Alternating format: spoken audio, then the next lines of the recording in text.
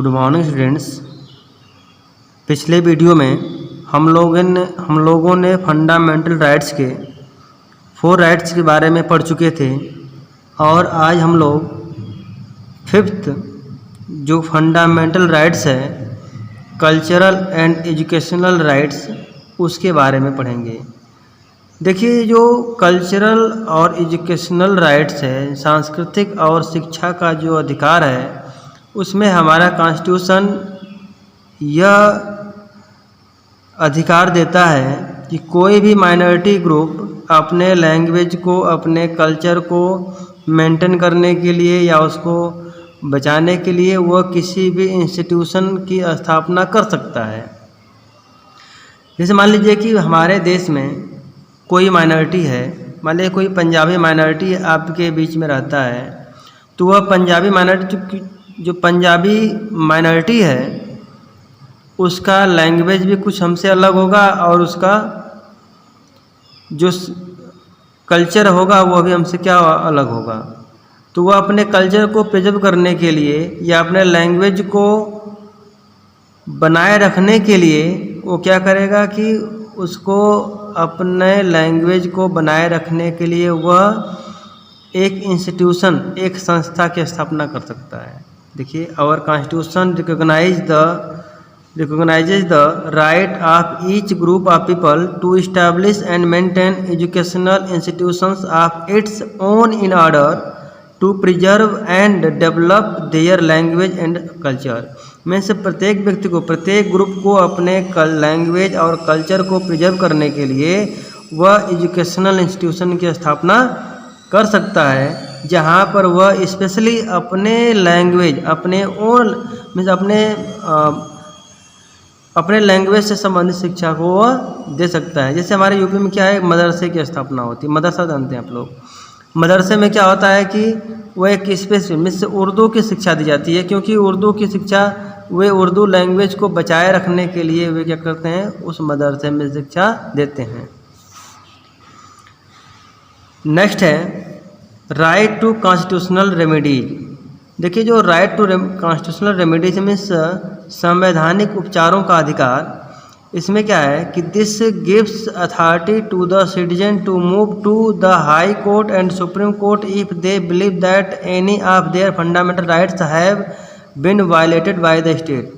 अगर इसमें यह अधिकार दिया गया है कि कोई व्यक्ति अगर उसको ये लगता है, वो ये विश्वास हो रहा है कि उसका फंडामेंटल राइट जो है वह स्टेट द्वारा या किसी के द्वारा तोड़ा जा रहा है या किसी के द्वारा वायलेट किया जा रहा है, तो वह हाई कोर्ट या सुप्रीम कोर्ट में जा सकता है। मीन्स हम अपने फंडामेंटल राइट्स की रक्षा के लिए कहाँ जा सकते हैं, हाई कोर्ट और the supreme court. All these rights are binding upon every authority that has got the power to make law। जितने भी राइट्स हैं वह सभी लोगों को एक अथॉरिटी में बांधते हैं, जिससे कि जो कानून का जो पावर है वो उसको बढ़ाया जा सके। Directive principles. देखिए, जो डायरेक्टिव प्रिंसिपल्स होते हैं उसको बोलते हैं नीति निर्देशक तत्व। अब देखिए, नीति निर्देशक तत्व जो होता है यह भी कॉन्स्टिट्यूशन द्वारा यह एडवाइज किया जाता है स्टेट को कि आपको ऐसी सुविधाएं, यह बाध्यकारी नहीं होती हैं, यह केवल एक सुझाव दिया जाता है कि आप अपने यहाँ ऐसी व्यवस्था कर सकते हैं। और यह सुझाव कौन देता है, कॉन्स्टिट्यूशन देता है। किसके अंतर्गत देता है, डायरेक्टिव प्रिंसिपल के अंतर्गत। Our constitution gives some directive to the government to improve the condition of the people. देखिए, जो कॉन्स्टिट्यूशन है वह गवर्नमेंट को कुछ डायरेक्शन देता है जिससे कि लोगों के जीवन को इम्प्रूव किया जा सके। ये जो प्रिंसिपल होते हैं, these principles help the government to make social and economic reform in the country. देखिए, ये जो सिद्धांत बताते हैं कि गवर्नमेंट क्या करेगी, वह अपने कंट्री में, अपने यहाँ पर सोशियो और इकोनॉमिक रिफॉर्म करेगी। They direct the government to work for reducing the poverty of the masses and the bring economic and social prosperity of the nation. देखिए यह जो डायरेक्टिव प्रिंसिपल होता है ये बताता है कि आप अपने यहाँ गरीबी को दूर करिए और यहाँ पर सोशल और इकोनॉमिक प्रॉस्पेरिटी को नेशन में बढ़ाइए। बच्चों चैप्टर समाप्त हो चुका है। हम लोग थोड़ा एक्सरसाइज देख लेते हैं।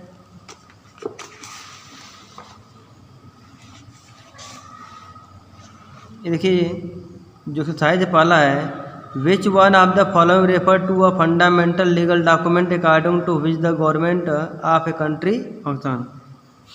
देखिए पूछ रहा है कि वह कौन जो फंडामेंटल लीगल डॉक्यूमेंट्स क्या है जिसके द्वारा कंट्री कार्य करती है, तो क्या आपका है कॉन्स्टिट्यूशन है। Every law enacted by the government has to be in conformity with the. देखिए प्रत्येक लॉ तो कौन बनाता है, गवर्नमेंट बनाती है, लेकिन उसको कन्फर्म कौन करता है, तो उसकी व्याख्या जो है कौन करता है, कॉन्स्टिट्यूशन करता है, ठीक ना। Which one of the following refer to an introduction in which purpose of constitution is given, तो क्या है प्रीएम्बल है। Which one of the following is are the feature of our constitution, इसमें हमारा क्या फीचर है, तो ए डिटेल रिटर्न कॉन्स्टिट्यूशन ये भी फीचर हमारा है। फेडरलिज्म क्या है, ये भी फीचर है। अमेंडिंग प्रोसीजर ये भी है, तो इनमें क्या है all of these. Which one of the following refer to the country free and external control, बताया गया था कि जो सॉवरेनिटी है वो क्या करता है, उससे कंट्री फ्री होती है फ्रॉम द एक्सटर्नल कंट्रोल द्वारा।